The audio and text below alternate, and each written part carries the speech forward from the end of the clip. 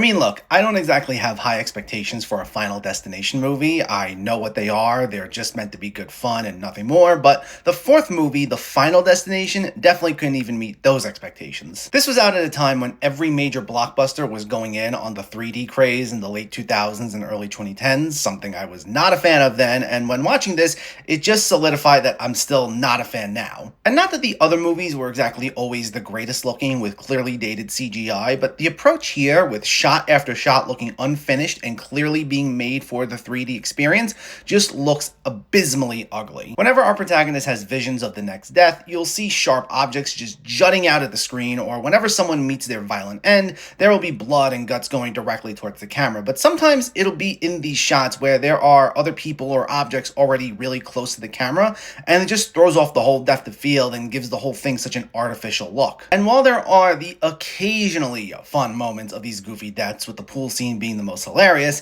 it's otherwise a consistently distracting element throughout the whole movie. Not to mention the stilted performances outside of McKelty Williamson and either emotionally hollow or straight up detestable characters spewing cheesy dialogue that sounds like it didn't go beyond the first draft also becomes grating fairly quickly. And with it being the shortest of all these movies, it feels like a cookie cutter by the numbers version of this formula, with characters clearly just knowing what the next move always is without putting much thought into it, and with our lead character having each of his visions almost on command just because the movie needs to get to the next thing. Again, I'm not saying the other movies were cinematic masterpieces themselves. I know they're dumb fun, but even those put considerable more effort into each of these aspects, even if they were also clearly following a formula themselves. So yeah, definitely didn't like this one when I first saw it in theaters in 2009, still don't like it now, and I don't plan on revisiting it anytime soon.